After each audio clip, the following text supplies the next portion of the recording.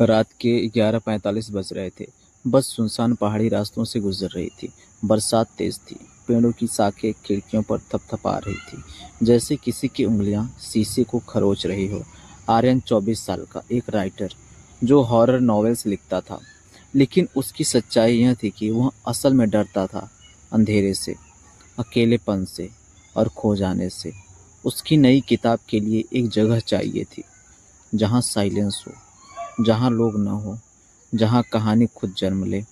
इसलिए वह जा रहा था प्रथमगढ़ गांव, जहाँ एक पुरानी हवेली थी, जिसके बारे में कहा जाता था कि जो वहां गया वापस नहीं लौटा। बस में उसके सामने वाली सीट पर एक लड़की बैठी थी, सर पर दुपट्टा, पाँव में घुंघरू जैसी पायल और आंखें जिनमें एक गहरी परछाई थी। उसका नाम था सिया। वह चुप थी, बहुत चुप, जैसे किसी के डर को छुपा रही हो। बारिश तेज हुई, बस हिली, सिया फिसल कर आर्यन पर गिर गई। आर्यन ने उसे पकड़ लिया। सिया ने हल्की सी मुस्कान दी और बोली, सॉरी, कभी कभी मंजिल हमें धक्का दे देती है। आर्यन मुस्कुराया और बोला, और कभी कभी हम मंजिल को पकड़ लेते हैं। दोनों एक दूसरे को देखने लगे, थोड़ी देर तक बिना बोले। पहली मुलाकात पहली धड़कन बन गई। बस गांव के चौराहे पर रुकी। अंधेरा गहरा, दूर सिर्फ एक टूटी स्ट्रीट लाइट और चारों तरफ भयंकर सन्नाटा। सिया उतरते हुए बोली, जो यहाँ आए वो दोबारा सोचते हैं। आर्यन ने बोला, और जो नहीं सोचते वो कहानियाँ लिखते हैं। सिया हल्का मुस्कुराई और बोली, या कहानियों में खो जाते हैं। वह आगे बढ़ गई और अंधेरे में हो गई गायब। आर्यन ने भारी लकड़ी का गेट धकेला। हवेली बहुत पुरानी थी। दरवाजे टूटे, झूमर टूटा, दीवारों पर उखड़ा हुआ रंग और हवा में मिट्टी, खून और धूल की अजीब मिली जुली गंध। सीढ़ियाँ चढ़ते समय उसने सुना, कौन है? वह रुका। आसपास कोई नहीं, बस हवा की आवाज़। मगर उसने महसूस किया जैसे कोई उसे देख रहा हो। रात 3 बजे किसी ने उसके कमरे की खिड़की खटखटाई। आर्यन ने डरते हुए खिड़की खोली। बाहर सिया खड़ी थी, उसके बाल भीगे, चेहरा पीला और आंखों में डर। और वो बोली कि मुझे यहाँ आने नहीं देना चाहिए था। आर्यन ने बोला, क्या? सिया ने कहा, यह हवेली सिर्फ रात में जागती है। अचानक हवेली की सभी खिड़कियाँ अपने आप बंद हो गई। कमरा पूरी तरह अंधेरा हो गया। दूर से एक लड़की की चीख सुनाई दी, इतनी भयानक कि आर्यन के शरीर में झटके लग गए। सिया ने कांपते हुए कहा कि ये आवाज़ मेरी माँ की है। आर्यन सन्न रह गया और बोला, तुम्हारी माँ? सिया की आंखों से आंसू निकल गए और वो बोली कि हाँ, मेरी माँ। वो मर चुकी हैं और हर रात मुझे बुलाने आती हैं। अचानक कमरे का पुराना शीशा अपने आप टूट गया और उसमें दिखा कि किसी लड़की का प्रतिबिंब, सफ़ेद लिबास में, आंखें खून से भरी, बाल चेहरे पर बिखरे हुए। वह फुसफुसाई कि सिया, घर चल। सिया चीख उठी और बेहोश हो गई। आर्यन उसे पकड़ते हुए बोला, सिया, क्या हो रहा है यहाँ? लेकिन उस टूटे हुए शीशे में एक और आवाज़ आई, आर्यन, तुम भी हमारे हो। रक्त जम जाए ऐसी आवाज़। खिड़की ज़ोर से बंद हुई, दीवार हिलने लगी और झूमर तेज़ी से झूलने लगा, जैसे गिरने वाला हो। हवेली जिंदा थी और गुस्से में थी। रात के 4:10 बजे थे। हवेली में खामोशी नहीं, बल्कि एक अजीब खतरनाक सन्नाटा था। आर्यन ने सिया को बाहों में पकड़ा हुआ था, जो बेहोश पड़ी थी। उसकी सांसें तेज, उसका शरीर कांप रहा था, जैसे किसी ने उसकी रूह को निचोड़ दिया हो। कमरे की दीवारें धीरे धीरे खून से भीगने लगी, लाल लकीरें नीचे सरकती हुई, जिस दीवार खुद रो रही हो। हवेली की दरारों से फुसफुसाहटें आने लगी कि भाग जा, देर होने से पहले, या यहीं दफन हो जा। आर्यन ने गहरी सांस ली और सिया को उठाकर नीचे की ओर भागा, पर हवेली ने रास्ता बदल दिया। सामने की गलियारे की दीवारें धीरे धीरे खिसक कर बंद होने लगी और एक नया रास्ता खुला, अंधेरा, ठंडा और गहरा, जैसे हवेली उसे अंदरूनी कब्रगाह में खींच रही हो। जब आर्यन उसे पुराने कक्ष में लाया, जिसमें सिर्फ एक लालटेन की रोशनी थी, सिया धीरे धीरे होश में आई। उसकी आवाज़ कांपती हुई बोली कि कहाँ कहाँ आ गए हम? आर्यन ने बोला। हवेली हमें बाहर जाने नहीं दे रही। हमें यहाँ से निकलने का तरीका खोजना होगा सिया। सिया ने उसकी ओर देखा, आंखें डरी पर धीरे से भरी और बोली, आर्यन, मैं अकेली नहीं हूँ। यहाँ? आर्यन ने पूछा, मतलब? सिया ने धीमी टूटी आवाज में कहा, मेरी माँ अभी भी यहीं है। आर्यन स्तब्ध और बोला, लेकिन तुमने कहा था वो मर चुकी है। सिया बोली, हाँ वो मर चुकी है, लेकिन इस हवेली ने उन्हें जाने नहीं दिया। मेरी माँ इस हवेली की रानी थी, रानी वसुधा सिंह। ये हवेली कभी महल हुआ करती थी, जहाँ खूनी रीतियाँ, बलि और काली साधना होती थी। आर्यन की सांसें भारी। सिया अपनी बात जारी रखते हुए बोलती है कि मेरी माँ ने उस तंत्र को रोकने की कोशिश की और खून बहाने की परंपरा खत्म करने की, लेकिन हवेली के रक्षक एक तांत्रिक विराज ने उन्हें मारने की कोशिश की और वो मेरे सामने जिंदा जलाई गई। आर्यन की आंखों में सदमा। सिया ने आगे बोला कि तब से ये हवेली खून पीती है। जिसके अंदर डर होता है, हवेली उनकी जिंदगी खींच लेती है। अचानक कमरा जोर से हिलने लगा, दीवारें चटकने लगी, फर्श टूटने लगी। भग्न छत से राख और धूल झड़ते हुए आवाज आई कि सिया, वापस आ। लालटेन हवा में खुद ब खुद उछली और जमीन पर गिरकर बुझ गई। कमरा काले अंधेरों में डूब गया। फिर भीतर से लंबी नाखूनों की आवाज, जैसे कोई दीवार खरोच रहा हो। फिर अचानक दीवार पर आग की लपटें बनी और उनमें दिखाई दिया सिया की माँ का जला हुआ चेहरा, आंखें खाली, त्वचा जली हुई, बाल राख बने हुए। वह चिल्लाई और बोली, तुमने वादा तोड़ा। सिया डर से में गिर पड़ी और कांपती हुई बोली कि माँ, मैंने कुछ नहीं किया। उसकी माँ ने कहा कि तुम उसे यहाँ क्यों लाई? वह श्राप से बंधा है। यह सुनकर आर्यन बोला, मैं कौन हूँ? और उसी क्षण दीवार पर आग से अक्षर उभरे। उस पर लिखा था, आर्यन सिंह, वसुधा का रक्त। सिया स्तब्ध रह गई और पूछी, क्या? तुम्हारा मेरे परिवार से क्या रिश्ता है? आर्यन के हाथ कांप गए और वह पीछे हट गया और बोला कि मेरे दादा ने कभी बताया था कि हमारा एक राजघराना था जिसे किसी साजिश में खत्म कर दिया गया, पर उन्होंने कभी नाम नहीं बताया। अब हवेली की आवाज़ गूंजी कि तुम दोनों इस हवेली की आखिरी संतान हो। या तो खून मिलाओ या खून बहाओ। पुराना झूमर नीचे गिरा और उसके टुकड़ों से फर्श पर शब्द बने, 16 मार्च, लहू का चंद्र ग्रहण, अंतिम रात। सिया फुसफुसाई, आज ही चंद्र ग्रहण है। आर्यन बोला, मतलब हवेली आज हमें मारेगी? दरवाज़ा अपने आप बंद हो गया। लाल रोशनी पूरे कमरे में भर गई। हवेली फुसफुसाई कि एक ही जिंदा बचेगा, बाकी सब दफन होंगे। हवेली अब चुप नहीं थी, वो जाग चुकी थी। दराजों की चरमराहट, अदृश्य कदमों की आहट और दीवारों के भीतर से आती दबी दबी चीखें सब मिलकर एक ही बात कह रही थी कि आज की रात आखिरी हो सकती है।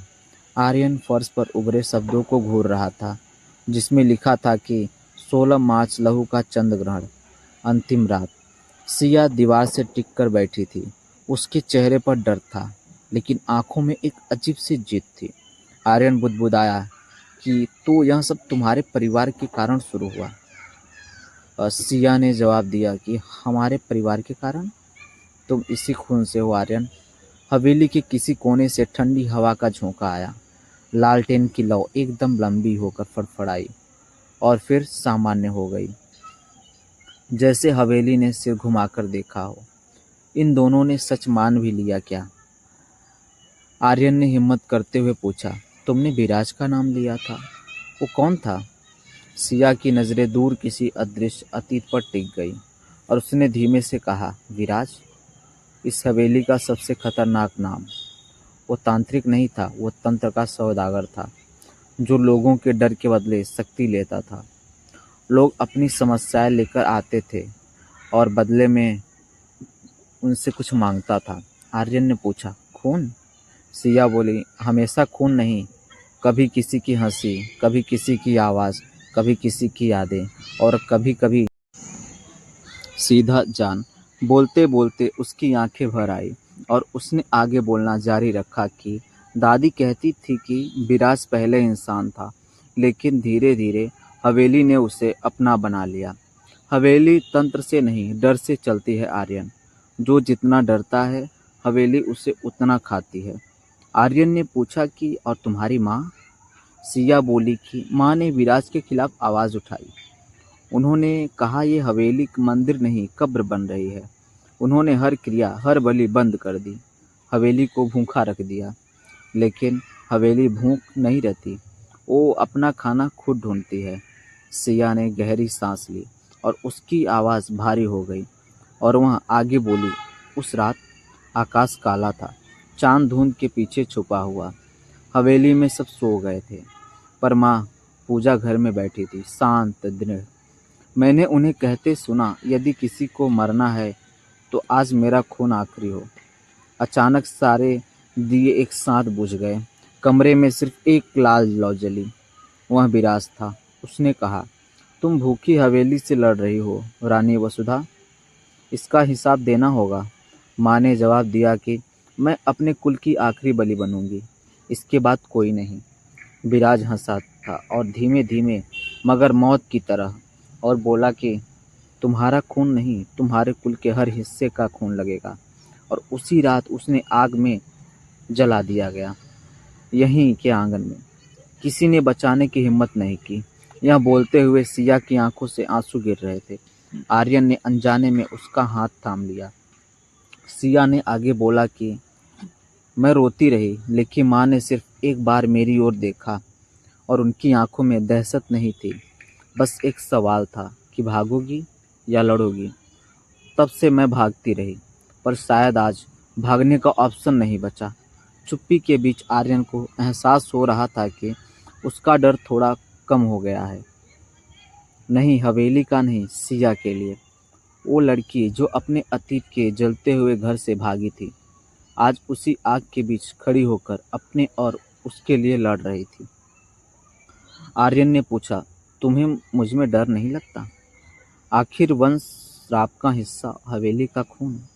सिया ने उसकी तरफ सीधा देखा।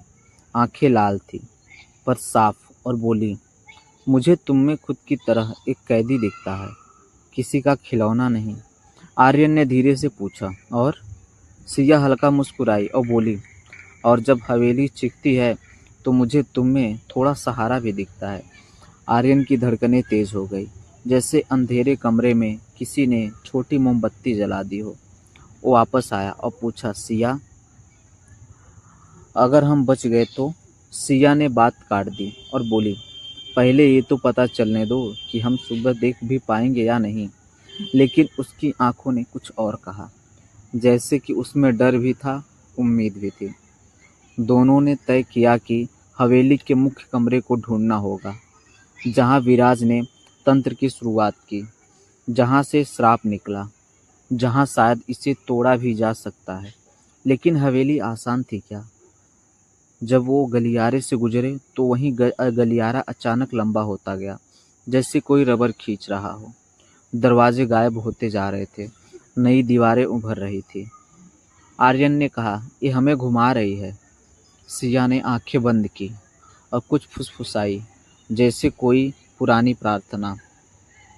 अचानक एक दरवाजा खुद ब खुद खुला और भीतर से अगरबत्ती और मिट्टी की मिली-जुली गंध आई। यह पुराना पूजा मंदिर था, वहीं जहां उसकी माँ आखिरी बार थी। कमरे के बीचों बीच एक काले पत्थर की वेदी थी, उस पर सूखे खून के निशान, कुछ जले हुए कपड़े और दीवारों पर अजीब आकृतियां, काले घेरों में आंखें, टूटी गर्दन वाले जानवर, और बीच में एक आदमी की तस्वीर जैसा चित्र, लंबी जटाएं, हंसता चेहरा और आंखों की तरह सिर्फ काला धब्बा। आर्यन ने पूछा, ये विराज है? जवाब किसी इंसान ने नहीं, हवेली ने दिया। कमरा अचानक ठंडा हो गया, सांसें भाप बनने लगी और पीछे से खुरदुरी हंसी गूंजी। कितने साल बाद कोई मेरा नाम ले लिया। आर्यन तेजी से मुड़ा। सिया ने उसका हाथ कसकर पकड़ लिया। दरवाजे के पास एक काली खड़ी थी, हवा में तैरती हुई, जमीन को छुए बिना, आकृति इंसान जैसी, पर चेहरा नहीं था। फिर धीरे धीरे उसके चेहरे पर रूप आने लगा। ठंडी आंखें, पतले होंठ और एक लंबी खतरनाक मुस्कान।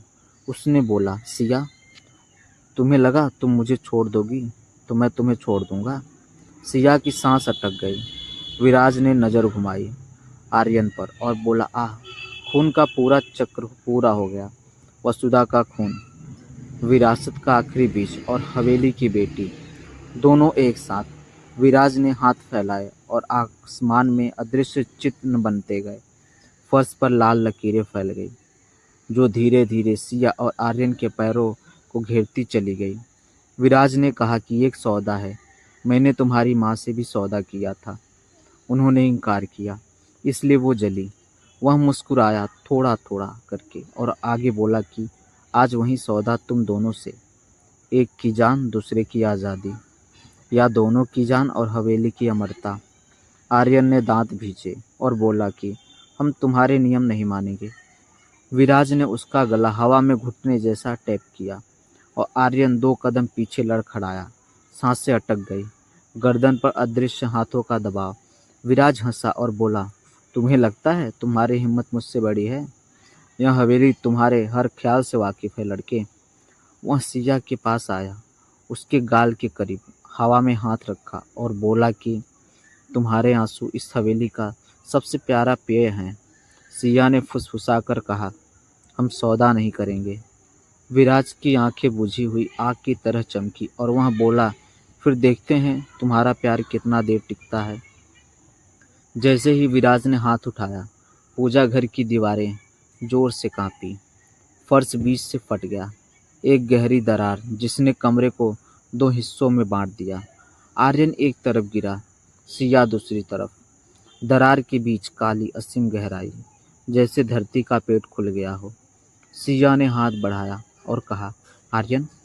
आर्यन ने भी हाथ बढ़ाया और उनकी उंगलियां बीच में हवा में मिली, पर पूरी तरह पकड़ नहीं पाई।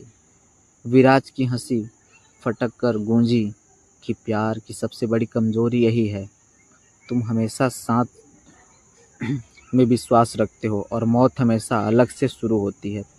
अचानक हवा का बवंडर उठा, धूल और आग ने सब ढक लिया। जब सब साफ हुआ, सिया गायब थी। कमरे में सिर्फ आर्यन था और विराज की ठंडी चमकती आंखें। आर्यन ने दहाड़ते हुए पूछा कि सिया कहाँ है? विराज धीरे धीरे टहलता रहा और बोला, जहाँ हर डर छुपता है वहाँ हर वादा आजमाया जाता है, हवेली के तल में, कब्र खाने में। और फिर वह एकदम पास आकर बोला, अगर उसे बचाना है तो तुम्हें उस डर का सामना करना होगा जिससे तुमने जिंदगी भर भागा है। आर्यन ने उसे घूरते हुए कहा, मैं डरता था अंधेरे से, अकेलेपन से, मरने से, लेकिन अब नहीं। अब मैं सिर्फ एक चीज़ से डरता हूँ, उसे खोने से। उसकी आवाज़ में एक ऐसी सच्चाई थी जिससे हवेली भी कुछ पल के लिए चुप हो गई। विराज ने हल्का सा सिर झुकाया और बोला, तो खेल शुरू हो गया है।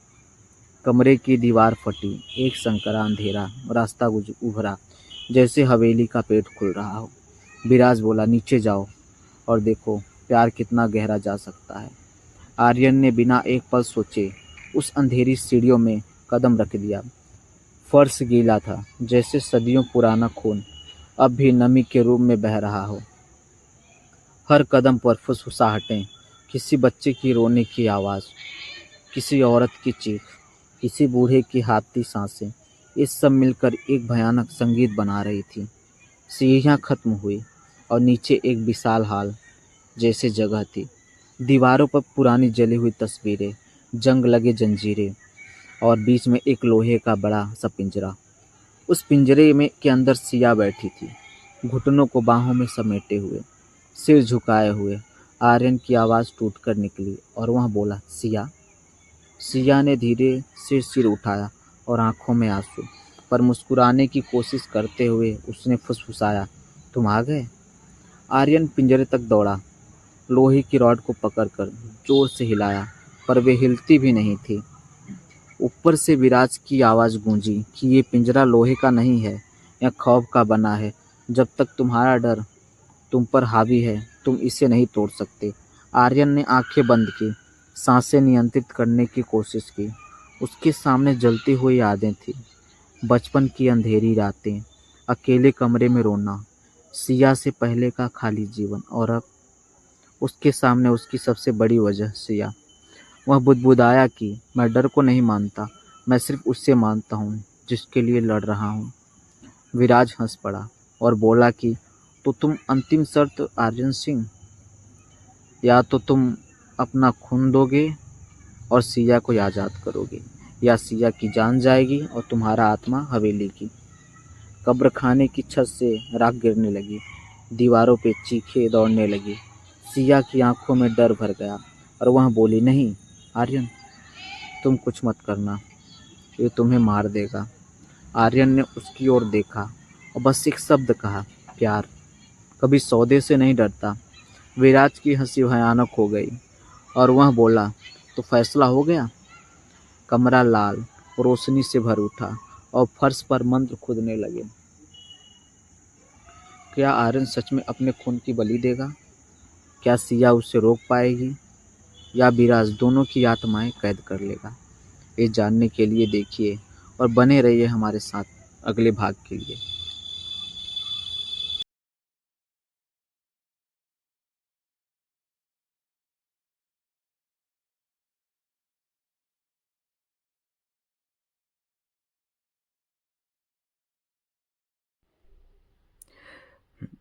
कहानी यहीं समाप्त होती है। यदि आपको यह कहानी पसंद आई हो तो कृपया वीडियो को लाइक करें, चैनल को सब्सक्राइब करें और इस वीडियो को अपने प्रियजनों के साथ शेयर करना ना भूलें और बेल आइकन को दबाना ना भूलें, ताकि हमारी अगली कहानी आप तक जल्दी पहुंचे। ऐसी ही और कहानियां सुनने के लिए चैनल से जुड़े रहिए। धन्यवाद।